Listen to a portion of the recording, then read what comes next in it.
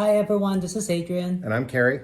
And for this episode, we are going to talk about Tom Ford's Oud Wood, this bottle right here.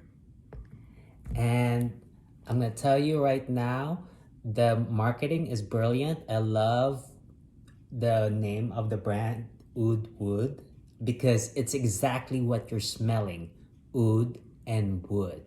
And it smells great because the blend is just perfectly matched.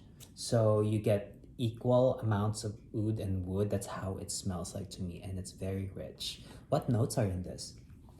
The official notes in this are oud, Brazilian rosewood, cardamom, sandalwood, vanilla, Sichuan pepper, vetiver, tonka, and amber. Wow. Okay. And I'm going to tell you right now, this small bottle right here is worth more than some big bottles out there. Do you agree? Yes. Well, I don't know if I would say it's worth more, but it costs more. Okay. So there you have it. So this is definitely a luxury item because it's made by Tom Ford. Now, can you tell us more about Tom Ford? Well, Tom Ford is a high-end designer line up there with Chanel, Cartier, some of the best of those, probably more maybe like Dior, Yves Saint Laurent in their high ends. He makes very exclusive and expensive fragrances along with fashion design and stuff. Oh, okay. So would you say that Tom Ford can command the same price range as Creed? Yes, actually, if you look at how much a 50 ml bottle of Tom Ford costs, it's right in line with what a 50 ml bottle of Creed or a 100 ml bottle of Creed costs. So how come he was able to set himself at that price point without repercussion? Because how long has he been known? I mean, he's definitely not 100 years old. No, definitely not. Tom Ford, I don't remember the exact date that he kind of broke into the fragrance business and stuff, but I know his brand has been around in fragrances since probably at least the early 2000s. So he's got about 20 years, probably more in. So what occasions would you use it for? I think this is a fairly formal fragrance as far as things that you would wear it out to, possibly like going out to a fancy occasion, like maybe going to an opera, a symphony, or something like that. Certainly it could be used for like date night or something. It's a very personal fragrance, I think, because it doesn't, to me, to my nose, it doesn't project loudly across the room. You have to be fairly in the person's presence to get the full sense of it. Okay, and because we know that this is a luxury brand, but I want every average Joe to have this fragrance because I think it's great. It's easily one of like my top three fragrances. And how do you make the fragrance last? And for something like this, also, another question is how many sprays for you to get noticed? How many sprays before you are announcing yourself? And yeah, like I said, how do you make the fragrance last? Okay, so that's a really good question, and it leads into a few things that are some of my biggest points with this particular Tom Ford.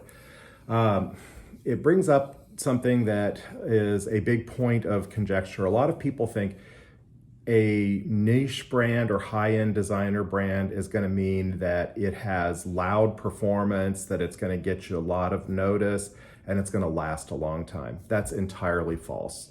It doesn't necessarily mean that. Sometimes it does.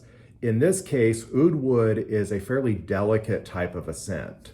It's not something that is going to be like when you walk in the room, it just blows everybody over. Yes, that's one thing I like about it. Right. I wouldn't call it exactly delicate, but it's very reserved. It hangs close to you. Occasionally, there's a little bit of a scent bubble and stuff that, like if you're walking by somebody will notice it, but it's subtle. So if you want to wear this one and get noticed, you're going to have to spray it on just before you go in the room, and probably 8 to 10 sprays, probably more. If you want to be subtle, probably 4 to 6 sprays. this is not one where 2 sprays is going to do it for you. And so this bottle is going to go pretty quickly. Okay. And what do you do, to make it last longer?